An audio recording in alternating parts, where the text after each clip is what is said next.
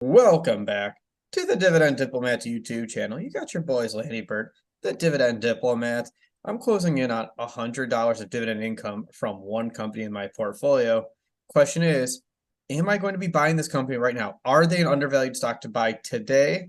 What am I going to do here? We're going to find out in this video, see if I'm going to be putting myself over that $100 dividend income mark for this dividend stock. Guys, before we do, smash that subscribe button. Give Bert and I a nice thumbs up.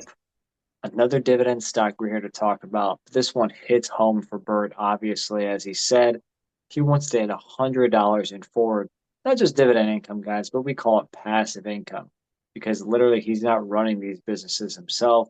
It is a purely passive income stream that also, for the most part, grows every single year. And that's what this stock has actually done for 17 straight years. And Bert, metrics are looking pretty solid, and I'm curious if there's a certain yield threshold that you might be waiting for on this stock. I'm very curious. We'll find out here. The company we're going to be talking about is Texas Instruments, ticker symbol TX. And this sector has been getting a lot of news and notoriety over the last few weeks. There's a big AI boom going on in the chip sector. There's a big AI boom going on in the tech sector. But what do you know about Texas Instruments? What's been the one thing about TXN that has helped it rise above all the other type of companies in this area? I know, Bert. It's all the calculus and math classes that are still being offered. That's really just put Texas Instruments over the top. It's related to it. It's the consistency of the niche that they have been able to carve out, and they haven't chased the highs. They haven't gone through the lows. They've just been that consistent, growing, consistently just pushing, punching through tech company. Texas Instruments has been around forever. They've been punching out stuff since the 70s, the 80s. When they grew to the largest point. So here we are. I started my position a few years ago, built it up to 17.84 shares. The market value at the time of this video is a little over $2,900. We received $86.74 of dividend income from TXN. So that's the big thing. Are we going to push this over that $100 dividend income threshold? Well, that's what we're here to find out, guys. Remember, today we're filming this here on August 27th. So stock prices will actually be as of August 25th. Now, Bert, how long have you owned Texas Instruments now? Does this date back into the early 2022 or does this even go further into 2021? I can't even remember. I think it's a great question. I think it was a 2022 purchase. I'm pretty sure I just started buying this last year. But you know what? It's a great point. So I'm just going to log into my brokerage here and fact check it. And really the goal is I wanted just to buy a great company. And I know that sounds cheesy. I know that sounds standard, but I just wanted a high quality dividend stock. I was looking to build my portfolio, put money to work in my taxable account, help to continue grow the dividend income from my taxable. Texas Instruments was cheaper at the time. That my average cost basis is 156 per share. So I caught it when it was in a downswing. So here we are. It's coming back down. And why is it coming back down after earnings? It's a great Because they got their knees taken out from under them. Yep. So I just logged into my brokerage. My first purchase was September 1st, 2022. Oh, wow. So It's pretty almost a recent, actually. full year ago, though. We're almost a full year. Long-term capital gains are on the horizon here.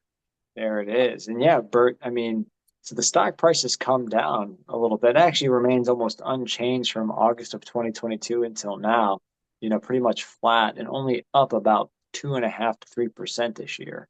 Yeah. So what happened recently? Their last earnings release in July wasn't the best. In the industry as a whole, has not done it any favors. There's been softening demand been reported over the last month after Texas Instruments released earnings. So weak guidance was the name of the game here for Texas Instruments for this upcoming quarter. They lowered their earnings per share guidance from All about the 190 guidance. per share to 168 to 192 as a range. They dropped that revenue expectation to between 4.36 billion and 4.74 billion. So that was the interesting thing. But how are the actual results too? So they lowered the guidance. Let's see what the actuals were. Earnings per share still beat analyst estimate, and revenue was 4.53 billion. It was up 3% compared to the previous quarter, Q1 2023, but it was down 13% from Q2 2022. So that was the big thing. You start to see the softening of the revenue in the sector that has been talked about for such a long time finally flowing its way through.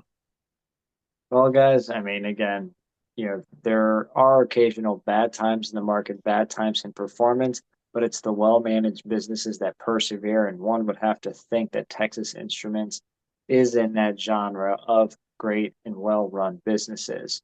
So yeah, that stock price then kind of remained around $167 right now and 81 cents.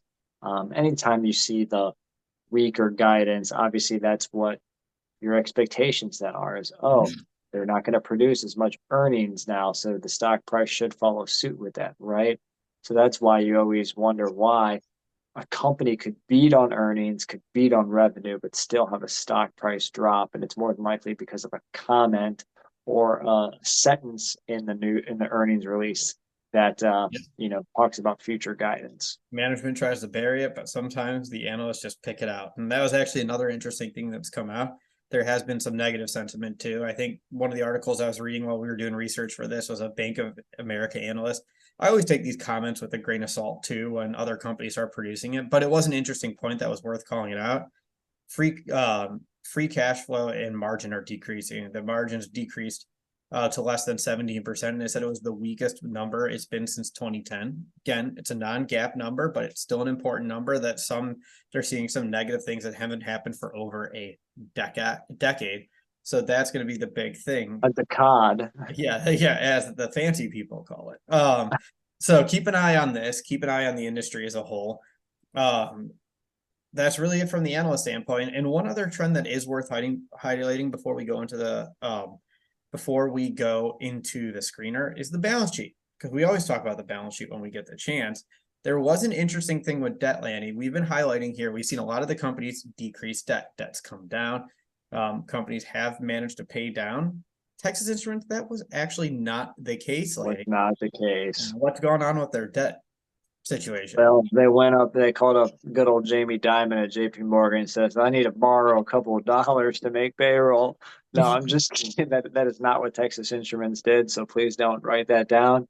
But they did end up borrowing a couple bucks. Yeah. By the tune of over $2.5 billion they actually borrowed, since the end of 2022 till now. So their debt's gone up by about 25%, closing in on 11 billion now in long-term debt. Maybe that Bank of America analyst is just pissed off that he lost the deal for the debt. So that's why he's pushing out the negative news about Texas Instruments. But all right, so that's the negative thing. We do always look at the current ratio and the quick ratio. We love to see current and quick ratios that are 1x to show that you can pay. You one time means your current assets that are short term, less than 12 months, can pay and cover your debt that's current and due within 12 months. We like 1x again. Their current ratio is not 1, not 2, not 3, not 4, not 5, 5.7x from a current ratio standpoint. John Cena, where you at? You can't see me. I'm Birdman. You would think that with the current ratio of over 5.7x, that quick ratio can't stand a chance. No, it does. It's at 4.3x. That's when you stripped out the inventory in that current assets calc. It's still over 4 times current liabilities, looking still very solid on Texas Instruments standpoint. But Bert, enough with this. We got to see if this is a stock that you're about to buy right now, a stock for the viewers to possibly buy. 17 years of dividend growth. What do these Dividend Diplomats stock screening metrics look like for the big one gunner Texas Instruments? PE ratio less than the S&P 500, payout ratio less than 60%, history of increasing dividends, and that bonus metric, the dividend yield. So let's go through this. Let's see. Lan, you want to hit them with that first metric, the PE ratio? Let's go. Let's get in the ring here. I wish Texas Instruments really just had TI as their ticker, but TXN trading at 167.81. Analysts expecting $8.22 right now in earnings per share. Comes out to about a 20.4 times earnings, the price to earnings ratio, which is about it's way less than the S&P 500, which is around 25 to 26 times earnings right now. Not the cheapest stock. It never is. That's kind of one thing. So we looked at it. I was curious to see, is it cheap from a historical standpoint? So on Y charts, we pulled up their 5-year average PE ratio. 5-year average PE ratio is 22.52x. So they are currently not only cheaper than the S&P 500, they are cheaper than Texas Instruments historical average too. Let's go. Let's make some noise, Bert. What about the safety in that dividend, brother? All right, their annual dividend is 496. Payout ratio is 60.34%. So passes fairly with a check. We'll give it to them. We'll round down to 60%. They get a pass. They get a go. They collected $200 crossing the board there, guys. But let's get into that dividend growth, which is what you're really here for, because you want that income stream to grow by itself without you having to do anything. And that's just what Texas Instruments does. 17 plus years of growing dividends. That 5-year average dividend growth rate at 14.87%. Too sweet. Yep, they're on the way to becoming that dividend aristocrat, and they should be there within the next decade, which is beautiful. So their yield at the moment is 2.96%.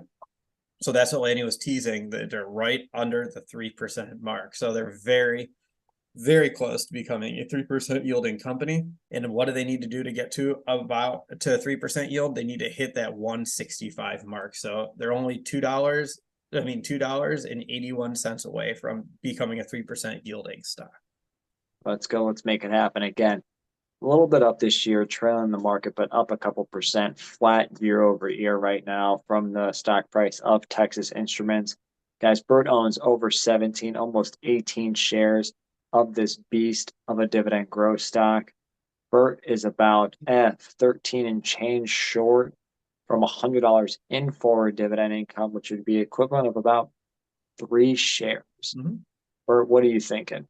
I mean, look, it's not the cheapest stock. It's never going to be. It's clearly undervalued compared to its historical marks and the rest of the metrics check out. I'm not going to go full boat, go ham and say, let me get 100 shares of this stock right now. But this is a very good time for me to just knock my goal out, get to $100 of dividend income, cross that big threshold for TXN. But if you bought 100 shares flat, I would fall out of my chair. Yeah, I would probably too. So that would make 2 of us here. So I think that's going to be my goal. I'm going to keep adding. I've been looking for a stock, just to keep buying 1 per week at the moment, just to start it out in the short term. I'm just going to do that for 3 weeks for Texas Instruments, hit it and cross that threshold. That's going to be my here. You heard it here. If you were Bert, are you buying Texas Instruments, adding to your current Texas Instruments stock position? Do you think this is a stock to buy regardless of if you own it or not? Let us know in those comments below. If you haven't already, subscribe to the channel. Give this video a nice thumbs up. And remember, if you're not with us, you're against us, Jack. That was Bert, the Herd, and Lanny from the DD over and out.